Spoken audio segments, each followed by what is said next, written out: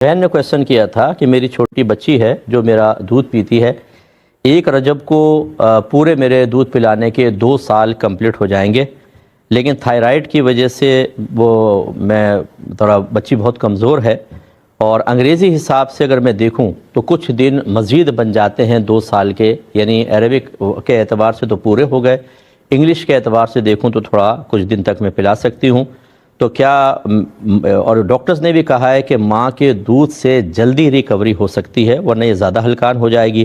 تو کیا میں 2 سال کے بعد بھی دودھ پلا سکتی ہوں کہ نہیں؟ دیکھیں، پہلی بات تو اس سے یاد رکھیں کہ عورت ایک ماں اپنی بچی کو 2 سال تک ہی دودھ پلا سکتی ہے، اس کے بعد 1 گھونٹ بھی پلائے گی، یہ نارمل حالت کی بات کر رہا ہوں، کہ 1 گھونٹ بھی پلائے گی تو حرام ہے، گناہ ہے، کیونکہ اللہ تعالیٰ نے واضح فرمایا سورہ بقرہ آیت نمبر 233 میں کہ والوالدات یرضعن اولادہن حولین کاملین، کہ مائیں اپنے بچوں کو دودھ پلائیں 2 کامل سال۔ تو اس کا مطلب ہے کہ یہ تو شرعی حکم ہے، لیکن ضرورتیں، حاجتیں ہمیشہ مستثنیٰ ہوتی ہیں۔ الضرورات تبیح المحظورات، مشہور ضابطہ ہے کہ ضرورتیں ممنوعہ چیزوں کو مباح کر دیتی ہیں، وقتی طور پہ جائز کر دیتی ہیں۔ اگر نارمل حالت ہوتی ہے ہم منع کرتے، اگر ڈاکٹر یہ کہتے ہیں کہ اب آپ کا دودھ ایک دوا کسی حیثیت رکھتا ہے، اگر یہ دوا نہیں دیں گے تو دیگر چیزوں سے علاج مشکل ہوگا، یہ ہو سکتا ہے اور زیادہ بچے کے لیے سائیڈ ایفیکٹس ہو جائیں یا دیر سے مرض اچھا ہو، تو صرف علاج کی نیت سے آپ اس کے بعد بھی دودھ پلا سکتی ہیں، اور اس کے لیے 2 سال اب نہیں، اگر جب تک آپ یہ سمجھتی ہیں کہ ڈاکٹر یہ کہتے ہیں کہ آپ کے دودھ سے اس کا علاج زیادہ بیسٹ ہو سکتا ہے تو کچھ عرصہ مزید آپ پلا سکتی ہیں، لیکن جب آپ یہ دیکھیں ڈاکٹر کہیں کہ ضرورت پوری ہو گئی، اس کے بعد پھر 1 گھونٹ بھی پلائیں گی تو گناہ ہوگا، اس کی طرح تھوڑی سی آپ احتیاط رکھیے گا۔ ایک بھائی نے کہا کہ یہ جنت اور دوزخ تو قیامت کے دن ہوں گے، وہ تو بڑی دور کی بات ہے، انسان کو قبر میں ہی معلوم ہو جاتا ہے کہ وہ جنتی ہے یا دوزخی، کیونکہ اگر جنتی کھڑکی کھل جائے تو وہ جنتی ہوگا، اور جہنم کی کھڑکی کھل جائے تو جہنمی ہوگا۔ جی بالکل، بات تو ایک طرح سے بالکل ٹھیک ہے کہ جو مسلمان ہوگا اس کے لیے جنتی کھڑکی کھلے گی، اور جو کافر ہوگا اس کے لیے جہنم کی کھڑکی کھلے گی۔ تو کافر کے لیے تو کنفرم ہے کہ کافر ہو، یعنی وہ مطلب اہل کتاب میں سے کوئی ایسا ہے جو ایمان نہیں لے کر آیا، یا مشرک ہے، یا کوئی بھی مطلب مرتد ہو گیا، معاذ اللہ ثم معاذ اللہ، پہلے مسلمان تھا پھر اس نے دوسرا مذہب اختیار کر لیا، ان کے لیے تو جہنم کی ہی کھڑکی کھلے گی۔ لیکن جو ایسے مسلمان ہے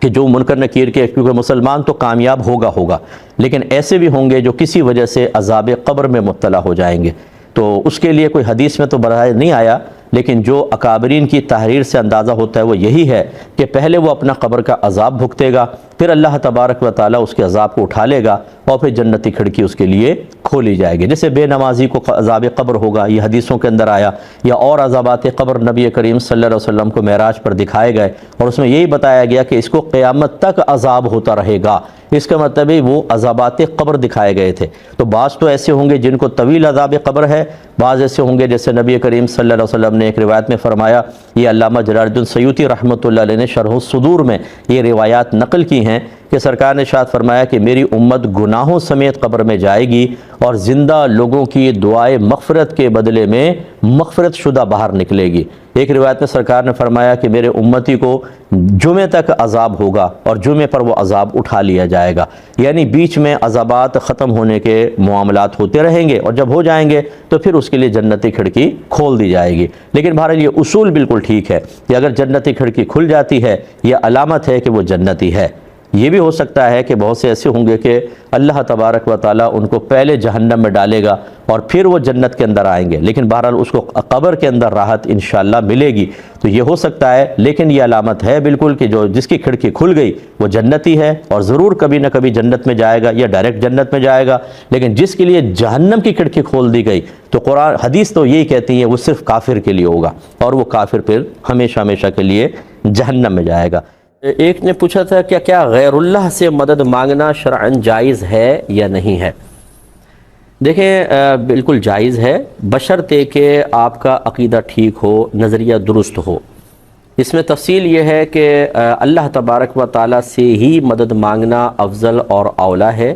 اللہ تعالیٰ بے نیاز ہے، غیر محتاج ہے، وہ کسی کا محتاج نہیں، تمام خزانے اسی کے دست قدرت میں ہیں، وہ مؤثر حقیقی ہے، فاعل حقیقی ہے،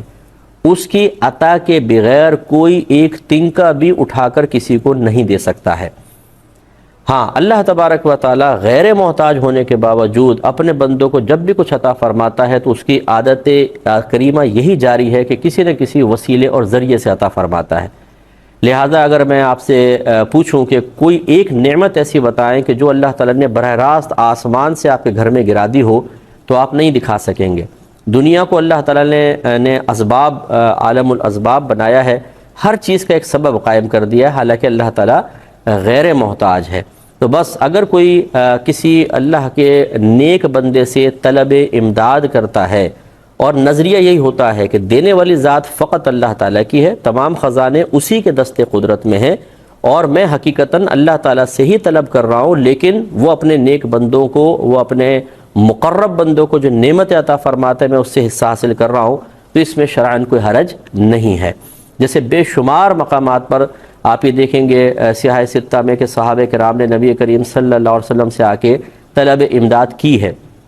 بخاری کے شروع میں کتاب العلم میں دیکھ لیں، حضرت ابو ہریرہ رضی اللہ تعالیٰ عنہ سرکار کی خدمت میں حاضر ہوئے، یا رسول اللہ مجھے چیزیں یاد نہیں رہتی۔ سرکار نے ایک چادر بچھائی اور 3 مرتبہ اس طرح کیا جیسے کوئی چیز ڈال رہے ہوں، اور پھر آپ نے فرمایا کہ ابو ہریرہ اس کو سمیٹ لو، تو آپ نے اس کو سمیٹ کے اپنے سینے سے لگایا۔ اس کے بعد فرماتے ہیں کہ خدا کی قسم میں کوئی چیز نہیں بھولا۔ اب یہ دیکھیں کہ حافظے کی کمزوری کے لیے کی شکایت لے کر یا فریاد لے کے سرکار کی بارگاہ میں آنا، سرکار نے جواب میں یہ تو نہیں فرمایا کہ آپ کسی حکیم کے پاس جائیں، بادام کھائیں، پستے کھائیں، معجون کھائیں، یا آپ ڈائریکٹ اللہ تعالیٰ سے دعا کریں میرے پاس کیا لینے آ گئے ہیں۔ اور سرکار نے یہ جو مدد کی ہے، آپ غور کریں، یہ ما تحت الاسباب بھی نہیں آتی ہے۔ یعنی ایک تو ہوتی ہے جیسے آپ نے کہا مفتی صاحب میں غریب آدمی کچھ مدد کرے، میں نے 100 روپے نکال کر دے دی، یہ بھی ایک مدد ہے، یہ آتی ہے ما تحت الاسباب۔ ما تحت الاسباب کا مطلب یہ ہوتا ہے کہ ایسے ذرائع سے مدد کرنا جو عادی طور پہ جاری و ساری ہوں، جیسے ڈاکٹر مدد کرتا ہے، دوائی سے علاج ہو جاتا ہے وغیرہ وغیرہ۔ اور ایک ہوتا ہے ما فوق الاسباب۔ ما فوق الاسباب کا مطلب غیر عادی طریقے سے کسی کی مدد کرنا۔ یہ دیکھیں اب یہ سرکار صلی اللہ علیہ وسلم نے اس طریقے سے 3 مرتبہ لپ بھر کر ڈالے اور انہوں نے چادر کو سینے سے لگایا تو حافظہ قوی ہو گیا۔ میں آپ سے پوچھتا ہوں کہ یہ ما تحت الاسباب تھا یا ما فوق الاسباب تھا؟ جواب یقیناً یہ ہوگا کہ یہ ما فوق الاسباب ہے، کیونکہ عادی طور پہ ایسا نہیں ہوتا ہے۔ تو خلاصہ کلام یہ ہے کہ خود صحابہ کرام کا بکثرت نبی کریم صلی اللہ علیہ وسلم کی بارگاہ میں آ کر طلب امداد کرنا ثابت ہے۔ اگر یہ خدا نخواستہ ناجائز ہوتا تو نبی پر فرض ہوتا ہے کہ وہ اپنے امتی کی فوری طور پہ اصلاح کرے، لہذا سرکار صلی اللہ علیہ وسلم منع فرما دیتے، لیکن سرکار نے مدد فرما کر آنے والوں کے لیے یہی ایک سمجھ لیجئے تعلیم چھوڑی ہے، ہمیں سکھا دیا ہے کہ توجہ اللہ کی طرف ہونی چاہیے، فاعل حقیقی اللہ کو ہی سمجھیں، تمام خزانے اللہ کے قدرت میں ہی تصور کریں، لیکن یہ یقین رکھیں کہ اللہ تعالیٰ نے اپنے نیک بندوں کو بہت کچھ عطا فرمایا، تو طلب امداد کے لیے آپ ان کے پاس آ سکتے ہیں، اور جب وہ طلب آپ کی مدد کر دیں تو یوں ہی سمجھیں کہ یہ اللہ نے ہماری مدد کی ہے، کیونکہ یہ تو وسیلہ ہے، دینے والی ذات تو اللہ تعالیٰ کی ہے۔ یہ کہتی ہے کہ ہم جو یہ قرآن پاک وغیرہ پڑھتے ہیں یا خیرات کرتے ہیں اور نیت یہ ہوتی ہے کہ اس کا ثواب فلاں مردے کو پہنچ جائے، تو کیا اس مردے کو پتہ چلتا ہے کہ ثواب آیا ہے، اور یہ بھی پتہ چلتا ہے کہ کس نے بھیجا ہے؟ تو جی ہاں، بالکل یہ موجود ہے، یہ بھی مطلب مضمون موجود ہے۔ شرح الصدور بشرح حال الموت والقبور میں علامہ جلال الدین سیوطی صاحب رحمۃ اللہ علیہ نے ایک حدیث نقل کی ہے کہ جب کوئی کسی کو ایصال ثواب کرتا ہے تو وہ ایک نورانی تھال میں رکھ کر اس مردے کے سامنے پیش کیا جاتا ہے، اور باقاعدہ بتایا جاتا ہے کہ یہ فلاں بن فلاں کا وہ تحفہ ہے جو اس نے تجھے بھیجا ہے، تو اس پر اس کا دل خوش ہوتا ہے۔ اور ایک روایت میں نبی کریم صلی اللہ علیہ وسلم نے ارشاد فرمایا کہ مردے اس طرح کا ثواب حاصل کر کے ویسے ہی خوش ہوتے ہیں جیسے زندہ کسی کو کوئی تحفہ دیتے ہیں تو وہ خوش ہوتا ہے۔ تو بالکل اس تک پہنچے گا، اور آپ کا اور آپ کے والد کا نام بھی اس کے سامنے ذکر کیا جائے گا، اس اعتبار سے اس کو معلوم ہوگا کون میرے پاس کیا۔ ایک انہوں نے کہا کہ کیا صدقہ کرنے کے لیے بکرے کا کالا ہونا ہی ضروری ہے؟ جی نہیں، بلکہ صدقے کے لیے تو بکرا بھی ضروری نہیں ہے، لیکن ایسا ہوتا ہے کہ بعض اوقات ہم جب خون بہاتے ہیں یعنی ذبح کرتے ہیں تو اس سے اللہ تبارک و تعالیٰ کی بارگاہ میں قربانی پیش ہوتی ہے اور برکات حاصل ہوتی ہیں۔ تو بہرحال بکرا کوئی لازم نہیں ہوتا صدقہ کرنے کے لیے، اور بکرا کریں تو کالا ہونا ہی کوئی ضروری نہیں ہے۔ یہ ہمارے ہاں مطلب کچھ چیزیں عاملین نے کچھ قیودات نکال دی ہیں، جی کالا ہونا چاہیے اور مطلب بکرا ہی ہونا چاہیے، اب گائے کیوں نہیں کر لیتے، بکرا ہی ہونا چاہیے. تو یہ یا دمبا کیوں نہیں کر لیتے جی، یہ کوئی ذات ہماری اپنی ہے، ان کی کوئی پابندی شریعت نے نہیں مقرر کی. اور اگر کوئی ان کو لازم اور ضروری سمجھ کے نہیں کرتا تو بہرحال ہے جائز، میں اس کو ناجائز نہیں کہہ رہا ہوں. لیکن یہ سوچنا ہے جی کالا بکرا ہی کریں گے تو صدقہ بنے گا اور اس کی وجہ سے بلائیں دور ہوں گی، یہ ایک منفی خیال ہے. بلکہ صحیح میں آپ کو یہ عرض کرتا ہوں، اگر آپ ایک بکرا کاٹ کے صدقہ کرنا چاہتے ہیں تو آپ یہ دیکھیں، بکرا مثال کے طور پر 2000 کا ہے، مریل بکرا لے لیں آپ، 2000 2500 3000 کا کر لیں، چلیں 3000 کا آپ بکرا لینا چاہتے ہیں، اور ایک غریب مسلمان ہے جس کو 3000 کیش کی شدید ضرورت ہے، تو آپ کا بکرا کاٹ کے غریبوں میں تقسیم کرنا یہ کم درجہ رکھے گا، کیش دینا زیادہ افضل ہوگا. یوں سمجھ لیجئے کہ جس صدقے سے کسی محتاج کی محتاجی دور ہوتی ہو، اس کی ضرورت پوری ہوتی ہو، وہ صدقہ سب سے افضل ہوتا ہے. اب اس بھائی کو چاہیے پیسہ، اس بیچارے کو علاج کروانے کوئی مسئلہ ہے، آپ نے بکرا کاٹ کے اس کو گوشت پکڑا دیا ہاتھ میں، لے بھائی، تو اس بیچارے گوشت کیا کرے گا وہ؟ اس کو تو گوشت کھانا ہی منع ہو، ڈاکٹر نے کہا گوشت نہیں کھائیں گے، آپ نے غریب کو دے دیا گوشت، لے جاؤ بھائی،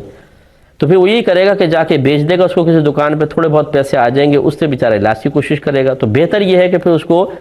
بکرا دینے کے بجائے آپ پیسہ دے دیں کیش، یہ آپ کے ہزارہا بکرے سے افضل ہوگا، کیونکہ جو غریب کی ضرورت پوری کرے وہ صدقہ افضل ہوتا ہے. امید ہے کہ آپ بات سمجھ گئے ہوں گے. ایک یہ کویسچن بھی ہم سے پوچھا گیا تھا کہ بعض لوگ ایسا کرتے ہیں کہ گوشت جیسے کسی کے سر کے اوپر سے اس کو وارنا کہتے ہیں، یوں کر کے پھر وہ گوشت چیلوں کو کھلا دیتے ہیں، اس کی کیا شرعی حیثیت ہے؟ دیکھیں، یہ بھی ہمارے بعض عاملین کا ایک کارنامہ ہے کہ وہ چیل کے پیٹ کو بھر کر سمجھتے ہیں کہ شاید اس پہ زیادہ مطلب اللہ کی رحمت جوش میں آئے گی، اور جو انسان ہے اس کا چاہے پیٹ بھرے نہ بھرے. یہ بھی ایک عجیب و غریب صورتحال ہے. اصل دیکھیں قرآن اور حدیث ہے، جو اعمال جو افعال جن صورتوں سے صدقے کی ترغیب قرآن و حدیث میں موجود ہو، اسے نظر انداز کر کے اپنے پاس سے نئے نئے طریقے وضع کر کے اور ان کو اتنی اہمیت دینا کہ لوگ قرآن و حدیث میں بیان کردہ طریقوں کو حقارت کی نگاہ سے دیکھنے لگیں اور ان کی امپورٹنس اتنی نگاہوں میں ہو جائے کہ انسان اس کے بغیر صدقے کو ہی نامکمل سمجھنے لگے، یہ میں کہتا ہوں دین کی صحیح خدمت نہیں ہے. چیلوں کو کھلانا پلانا منع نہیں ہے، لیکن اگر آپ مثال کے طور پہ گوشت صدقہ کرنا چاہتے ہیں اور کسی نے کہا کہ جی صدقے سے بلائیں دور ہوتی ہیں، آپ آدھا کلو 1 کلو گوشت لے کر کسی غریب کے گھر بھیج دیجئے کہ لیجیے پکا لیجئے جی، وہ بیچارہ پکائے گا کھائے گا، ان چیلوں کو کھلانے سے کہیں زیادہ افضل ہے. وجہ اس کی یہ ہے کہ جانوروں کے لیے ایسے معاملات رکھے ہیں کہ انہیں کسب سے بے نیاز کیا ہوا ہے، انہیں کسب کا مکلف نہیں بنایا. کہیں پر بھی بیٹھے رہے، اللہ تعالیٰ دل میں الہام فرمائے گا فلاں جگہ جاؤ کھاؤ، چیز پڑی ہوگی جا کے کھا لیں گے.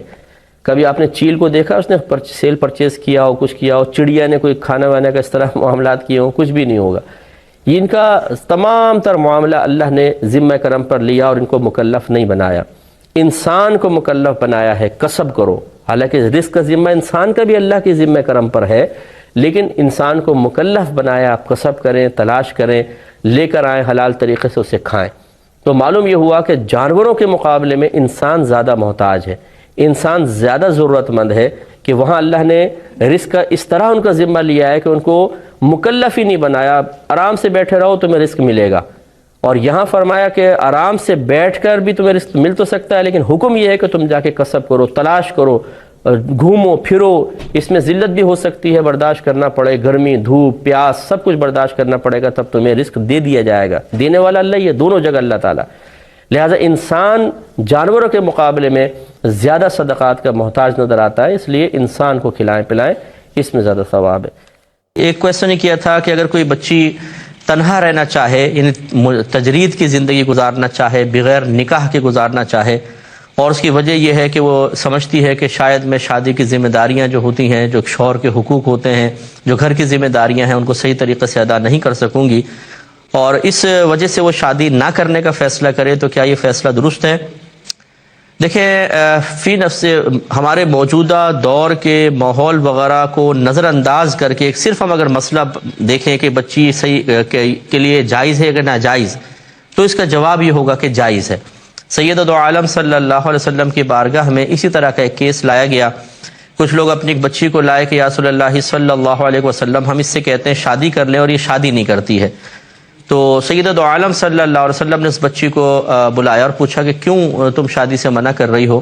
اس نے عرض کیا رسول اللہ صلی اللہ علیہ وسلم پہلے مجھے یہ بتائیے کہ شوہر کا بیوی پر کیا حق ہے؟ آپ نے ارشاد فرمایا کہ شوہر کا بیوی پر یہ حق ہے کہ اگر اس کا پورا بدن خون اور پیپ سے بھرا ہوا ہو اور بیوی اپنی زبان سے چاٹ کے اس کے بدن کو صاف کر دے پھر بھی اس کا حق ادا نہیں کر سکتی ہے۔ تو بچی نے کہا بس یا رسول اللہ صلی اللہ علیہ وسلم یہی بات ہے کہ میں اپنے اندر شوہر کے حقوق کی ادائیگی کی طاقت و قوت نہیں پاتی ہوں۔ تو رحمت کونین صلی اللہ علیہ وسلم نے اس بچی کے جو اولیاء تھے ان سے فرمایا کہ اس کو ایسے ہی رہنے دو۔ تو معلوم یہ ہوا کہ بچی اس میں اپنا اختیار تو استعمال کر سکتی ہے، لیکن دیکھیں یہ وہ پرانا دور تھا، اس میں ماحول اچھے تھے، اور خصوصاً سرکار صلی اللہ علیہ وسلم کے دور مبارکہ میں رشتہ دار ایک دوسرے کا بہت خیال کیا کرتے تھے، سب کو ایک دوسرے کے حقوق کا پاس لحاظ تھا، حتیٰ کہ اگر کوئی قریبی رشتہ دار نہیں بھی ہوتا تھا تو بحیثیت مسلمان کے ایک دوسرے کا بہت زیادہ خیال ہوتا تھا، خیر خواہی ہوتی تھی۔ یہ نہیں کہ یہ میرا اپنا ہے تو اس کی خیر خواہی کریں گے، دوسرا ہے تو بھاڑ میں جائے، تباہ ہو جائے، کچھ بھی ہو ہم نہیں کریں گے۔ جیسے آج ہم ٹکڑیوں میں بٹ گئے ہیں، حتیٰ کہ دینداروں نے بھی اپنے اپنے الگ الگ آستانے قائم کر لی ہیں، الگ الگ تنظیمیں بنا لی ہیں، الگ الگ ادارے قائم کر لیے ہیں۔ چلے یہ تو مسئلہ نہیں ہے کہ اس طرح قائم کیے جائیں، لیکن وہ قلبی لحاظ سے بھی علیحدہ علیحدہ ہو گئے، یہ بہت خطرناک ہے۔ تو پھر دنیا دار لوگوں کا تو معاملے الگ ہے۔ اب اس دور میں اگر کسی بچی کو یہ کہا جائے کہ آپ تنہا زندگی گزار لیں، آج ماں باپ زندہ ہے، بچی کی دیکھ بھال ہو جائے گی، کل ماں باپ فوت ہوں گے، کون سنبھالے گا؟ اگر سگے بھائی بہن بھی ہوں تو ہر ایک اپنی لائف میں خوش ہوتا ہے یا اس میں اتنا مصروف عمل ہوتا ہے کہ پھر دوسرے کا کس طریقے سے حفاظت ہوگی، خیال ہوگا۔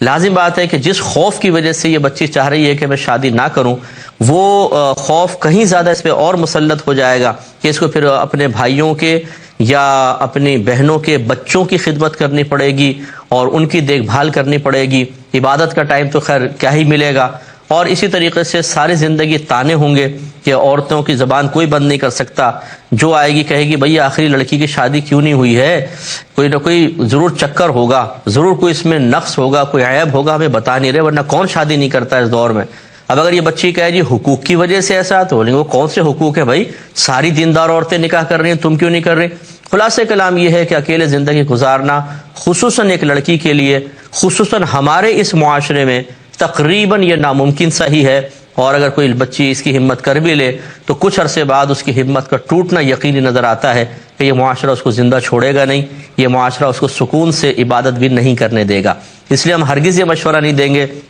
بلکہ ہم یہی کہیں گے کہ نبی کریم صلی اللہ علیہ وسلم کے فرمان ذیشان کے مطابق کہ النکاح من سنتی فمن رغب عن سنتی فلیس منی، نکاح میری سنت سے ہے، جو میری سنت سے بے رغبت ہوا وہ مجھ سے نہیں۔ اس کو اپنے پیش نظر رکھیں، اور حقوق کی ادائیگی کیوں نہیں ہوگی؟ آپ ماشاءاللہ جب اتنا کوئی بچی خوف رکھتی ہے کہ اس کو شوہر کے حقوق کی عدم ادائیگی کا خطرہ ہے، تو وہ حقوق اس کا مطلب ہے جانتی تو ہے، تو حقوق جانے اور اپنے شوہر کی خدمت کرے۔ عورت کے لیے یاد رکھیں کہ فرائض اور اللہ تعالیٰ کے جو لازم کردہ واجبات ہیں، ان کی ادائیگی کے بعد سب سے افضل ترین عبادت اپنے شوہر کی خدمت ہے، اپنے شوہر کی خوشنودی کو حاصل کرنا، اس کو خوش رکھے، اسے پیار دے، اسے محبت دے، اس کی امانت کی حفاظت کرے، اپنی حفاظت کرے، اپنی تمام تر توجہ اپنی محبت اپنے شوہر کے لیے رکھے، اور جب بچے پیدا ہوں تو ان کی تربیت کرنے کی کوشش کرے، تو اس خاتون کے آخرت میں بہترین درجات ہیں۔ تو جن حقوق کی عدم ادائیگی کے خوف کی وجہ سے اور جس عبادت کی رغبت میں کہ تنہائی میں ہوں گی تو زیادہ عبادت کروں گی تو مجھے آخرت میں درجے ملیں گے، وہ کوشش کر رہی ہے اگر وہ شادی کرنے کے بعد شوہر کی خدمت کرے تو انشاءاللہ حقوق بھی ادا ہو جائیں گے اور وہ درجات بھی اللہ تعالیٰ ان کو ضرور عطا فرما دے گا۔ تو آپ کی خدمت میں یہ عرض کر رہے تھے کہ ایک کویشچن یہ بھی آیا تھا کہ اگر کسی شخص نے کسی کے ساتھ ماضی میں برا سلوک کیا تھا، اب خود اس شخص کے ساتھ مستقبل میں کچھ برا ہو رہا ہے، تو بعض لوگ کہہ دیتے ہیں کہ یہ اللہ کی طرف سے تجھے سزا ملی ہے دنیا میں ہی، جس کو مکافات عمل بھی کہتے ہیں، تو کیا اس طرح کہنا صحیح ہے؟ لیکن میرے خیال میں اس طرح کہنا بالکل درست نہیں ہے، کیونکہ یہ بھی ہو سکتا ہے کہ اس طرح کہنے والا اللہ تبارک و تعالیٰ کی طرف جھوٹ منسوب کرنے والا ہو، کیونکہ اگر کسی شخص نے برائی کی تھی تو کیا گارنٹی ہے کہ اللہ تعالیٰ دنیا میں اسے اس برائی کا اس انداز سے برا بدلہ ہی دے رہا ہو؟ اور یہ سزا ہی ہو. اگر آپ کہتے ہیں کہ جی بظاہر ایسا لگتا ہے، تو یوں کہیں نا کہ بظاہر ایسا لگتا ہے. اتنا کنفرم بتانا کہ یہ اللہ کی طرف سے سزا ہے، ہو سکتا ہے وہ سزا نہ ہو، تو پھر اس کا مطلب ہے ہم نے اللہ کی طرف جھوٹ منسوب کر دیا. اور یہ یاد رکھیں کہ ہر گناہ کی سزا دنیا میں نہیں ہوتی. بعض گناہ ایسے ہیں جیسے ماں باپ کی نافرمانی ہے، اس کے بارے میں سرکار نے فرمایا کہ دنیا میں اس کو سزا مل جاتی ہے، ورنہ اکثر جو گناہ ہیں ان کی سزا آخرت پہ ہی ملتی ہے. اور یہ جو اس کے ساتھ اگر کچھ معاملہ برا ہو بھی رہا ہے، یہ اللہ تبارک و تعالیٰ کے ازلی فیصلے کی بنا پر ہے، اللہ کی طرف سے آزمائش ہے. اسے یہ نہ کہا جائے کہ جی یہ کنفرم اللہ کی طرف سے سزا ہے. ہاں، جس کے ساتھ یہ معاملہ ہو رہا ہے وہ اس سے عبرت ضرور حاصل کر لے کہ میں نے کسی کے ساتھ برائی کی تھی، آج میرے ساتھ ہو رہی ہے، تو یہ ہو سکتا ہے کہ یہ میری شامت اعمال کا نتیجہ ہو سکتا ہے کہہ دے. تو اس طرح ذرا توبہ کرنے کی طرف رغبت حاصل ہوتی ہے. اور ضمن میں عرض کر دیتا ہوں، بعض لوگ یہ کرتے ہیں کہ جیسے ایک آدمی نے کسی کے ساتھ برائی کی، پھر اس کی اولاد کے ساتھ کچھ برا ہو رہا ہے، تو کہتے ہیں دیکھو یہ باپ کے اعمال کی سزا اولاد کو مل رہی ہے.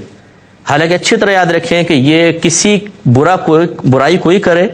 اور سزا کسی اور کو دی جائے، یہ ظلم ہے، اور اللہ تبارک و تعالیٰ معاذ اللہ ظالم نہیں ہے. اور تو یہ کہنا کہ یہ باپ کے اعمال کی سزا اولاد کو مل رہی ہے، یاد رکھیں اللہ تعالیٰ کی طرف ظلم منسوب کرنا بھی لازم آ سکتا ہے. ایسے لوگوں کو توبہ کرنی چاہیے. اگر اولاد کے ساتھ کوئی برا ہو رہا ہے تو وہ ان کے ساتھ اللہ تعالیٰ کی طرف سے اپنی آزمائش ہوتی ہے، آزمائش کا ارادہ ہوتا ہے. یہ نہیں ہے کہ باپ کے اعمال کی سزا اولاد کو کیوں ملے گی، اولاد کا کیا قصور ہے بیچاری کا. تو لہٰذا یہ اس طرح کہنا بھی بالکل غلط ہے، اس میں احتیاط کی جائے. ایک انہوں نے فرمایا کہ قرب کا سب سے بڑا ذریعہ نماز بیان کی گئی ہے کہ یہ نماز ہوتی ہے، اور علماء یہ فرماتے ہیں کہ نماز سے اگر گناہ بخشے جاتے ہیں تو صغیرہ گناہ بخشے جاتے ہیں. جبکہ یہ حدیث جو ہے جو بھی بیان ہوئی کہ اگر کوئی اس طرح نماز پڑھے 2 رکعت کے نماز میں دنیا کا خیال نہ لایا تو گناہوں سے ایسا پاک و صاف ہو جائے گا جیسے آج ہی ماں کے پیٹ سے پیدا ہوا ہے. اس میں تو بظاہر ٹکراؤ ہے کہ نماز سے اگر صرف صغیرہ معاف ہوتے ہیں کبیرہ نہیں، تو پھر اس کا مطلب ہے کہ ایسا تو نہ رہا، ایسا تو نہ ہوا جیسے ماں کے پیٹ سے ابھی پیدا ہوا ہے. تو پھر ان دونوں میں مطابقت اور موافقت کیسے ہوگی؟ دیکھیں مسئلہ یہ ہے کہ جب بچہ ماں کے پیٹ سے پیدا ہوتا ہے تو نہ اس کے نام اعمال میں صغیرہ ہوتے ہیں اور نہ کبیرہ ہوتے ہیں. تو اور دوسری جو یہ بالکل صحیح ہے کہ حدیثوں کا سے ہی مفہوم حاصل ہوتا ہے کہ نماز سے صغیرہ گناہ معاف ہوتا ہے، کبیرہ گناہ معاف نہیں ہوتے ہیں. تو اگر 2 رکعت نماز پڑھی اور سرکار فرما رہے وہ ایسا پاک و صاف ہو گیا جیسے آج ہی ماں کے پیٹ سے پیدا ہوا ہے، تو اس کا مطلب ہے صغیرہ گناہ کے اعتبار سے کہ ایسا جیسے ماں کے پیٹ سے بچہ پیدا ہوتا ہے تو اس کے نام اعمال میں کوئی صغیرہ نہیں ہوتا، اس طرح اس کے تمام صغیرہ گناہ معاف کر دیے جائیں گے. اور یوں بھی آپ کہہ سکتے ہیں کہ اللہ تبارک و تعالیٰ کوئی معاذ اللہ ان قوانین کا پابند نہیں ہے. یہ اکثری اور مطلب معاملات کے تحت ہوتا ہے کہ اکثر ایسا ہوتا ہے، ورنہ اللہ تعالیٰ چاہے تو ایک سبحان اللہ کی برکت سے اللہ تعالیٰ تمام صغیرہ کبیرہ گناہ معاف کر دے. اسے کون روک سکتا ہے؟ تو یہ بھی ہو سکتا ہے کہ یہ کہنا مقصود ہو کہ اگر اللہ تعالیٰ کی بارگاہ میں مقبول ہو گئی وہ 2 رکعت نماز تو اللہ تعالیٰ اس کے صغیرہ کبیرہ گناہ معاف کر دے گا. لیکن یہ پرٹیکولر کیسز ہوں گے. اکثر یہ ہوتا ہے کہ صرف صغیرہ معاف ہوتے ہیں، کبیرہ معاف نہیں ہوتے. تو پھر ان میں کوئی باہم ٹکراؤ نہیں ہے اگر آپ غور کریں تو. ایک یہ بھائی نے فرمایا کہ ہم دبئی میں ہوتے ہیں اور جمعہ پڑھنے کے لیے دوست وغیرہ گاڑی میں پھر وہ مسجد تک پہنچتے ہیں، تو جیسے ہی جمعہ ختم ہوتا ہے ہمارے سارے دوست باہر نکل آتے ہیں. میں سنت وغیرہ پڑھتا ہوں تو مجھے فورس کرتے ہیں کہ تم سنت چھوڑ دیا کرو، کیا حکم شرع ہے؟ دیکھیں مسئلہ یہ ہوتا ہے کہ ہم بعض اوقات ایک ایسے ماحول میں چلے جاتے ہیں کہ جہاں کی تعلیمات کو بغیر دلیل کے ہم قبول کر لیتے ہیں، اور جو تعلیمات دلائل کے ساتھ پہلے سے ثابت شدہ تھیں اور ہمارے اکابرین اور ہمارے مسلمانوں کی میجورٹی اس پہ عمل پیرا ہے، اسے چھوڑ دیتے ہیں. اس سے بڑی مطلب نادانی اور کیا ہوگی؟ جو جمعے کی تمام سنتیں ہیں وہ سنت مؤکدہ ہیں، اور سنت مؤکدہ کا حکم یہ ہوتا ہے، پہلے اس کی تعریف سمجھ لیں کہ نبی کریم صلی اللہ علیہ وسلم نے جو عمل لگاتار کیا ہو، کبھی ترک نہ کیا، کبھی کبھار جواز امت کے لیے آسانی کے لیے اس کو چھوڑا ہو، یا کسی عمل کی بہت سخت سرکار نے وعید بیان فرمائی اس کو چھوڑنے پر، سختی فرمائی ہو کہ یہ کرو، لیکن کبھی کبھار خود بھی چھوڑ دیا ہو، تو یہ پھر وہ عمل واجب نہیں بنتا بلکہ سنت مؤکدہ کے حکم میں آتا ہے، جس کا حکم یہ ہوتا ہے کہ سنت مؤکدہ کا 1-2 بار ترک کرنا برا، اور اس کے چھوڑنے کی عادت بنا لینے کی بنا پر انسان گناہگار ہوگا. تو لہٰذا وہ آپ کے تمام دوست جو ہیں وہ گناہگار ہوتے ہیں، کیونکہ اسی رنگ میں رنگ گئے ہیں کہ بھئی فرض پڑھو اور بھاگ لو گھر پر. حالانکہ میں نے آپ نے اگر ہمارا درس بخاری سنا ہو کتاب الصلاۃ میں، خود بخاری کی حدیثیں اس بات پر دال ہیں کہ میرے آقا صلی اللہ علیہ وسلم نے سنن ادا فرمائی ہیں۔ آپ اگر وہ کتاب الصلاۃ کا آخری جو حصہ چل رہا تھا کتاب التہجد کے قریب، اگر یوٹیوب وغیرہ پہ آپ کو مل جائے تو اس کو سنیے آپ، تو اس میں نے یہ بلکہ عرض بھی کیا تھا کہ جو حدیث پر عمل کا دعویٰ کرتے ہیں ان کی نظر سے یہ حدیثیں کیوں مخفی ہو جاتی ہیں۔ ایک حدیث ہم لے لیتے ہیں کہ جی سرکار نے فرمایا صرف تم پہ یہ نماز فرض ہے، نہ کم نہ زیادہ، تو چلیں جی پھر ہم پہ کوئی کم زیادہ نہیں ہے، صرف فرض پڑھو اور ختم۔ یہ حدیثیں کیوں فراموش کر دیتے ہیں؟ اس لیے کہ اس میں مشقت ہے، اس لیے کہ اس میں زیادہ عبادت کرنی پڑے گی۔ وہ حدیثیں لے لیں جس میں عمل کم سے کم کرنا پڑے، وہ حدیثیں چھوڑ دیں جو تواتر سے ثابت ہیں، اور خود سیدہ عائشہ صدیقہ رضی اللہ تعالیٰ عنہ نے ہمیشگی کے الفاظ اس میں بیان فرمائے ہیں، ان کو ترک کر دیا جاتا ہے۔ تو یہ صحیح روش نہیں ہے۔ آپ اپنے دوستوں کو پیار محبت سے سمجھائیں کہ وہ ٹھہریں، بلکہ وہ بھی پڑھیں۔ یہ جو ہمارے ہاں ایسا ہوتا ہے کہ جیسے ہی جمعے کی نماز ختم ہوتی ہے توبہ، جوتیوں کے مقام پہ اتنا رش پڑ جاتا ہے جیسے فری میں کوئی نیاز تقسیم ہو رہی ہے یا پیسے تقسیم ہو رہے ہیں۔ مسجد میں کم ہو جاتے ہیں، باہر زیادہ، اور باہر نکل کے کرنا کیا ہے؟ 10-15 منٹ جوتیاں تلاش کرتے رہیں گے، دوسرے کندھے پہ چڑھیں گے، باہر نکل کے کیا کرنا ہے؟ ایک لمبا سا سانس بھریں گے، چل یار فٹ پاتھ پہ بیٹھتے ہیں، چلو یار فٹ بال کا میچ دیکھتے ہیں۔ یعنی آپ بھاگنے کے چکر میں تھے، بس بھاگے، باہر نکل کے کچھ نہیں کرنا ہے۔ اس سے بہتر تھا کہ سنتیں پڑھ لیتے۔ تو خلاصہ کلام یہ بہرحال کی یہ سنتیں موقع ہیں، آپ پڑھتے ہیں، بہت اچھا کرتے ہیں، دوستوں کو بھی پیار محبت سے سمجھائیں، ان کو پڑھوائیں، ویسے نکلیں گے تو آپ سب گناہگار ہوں گے۔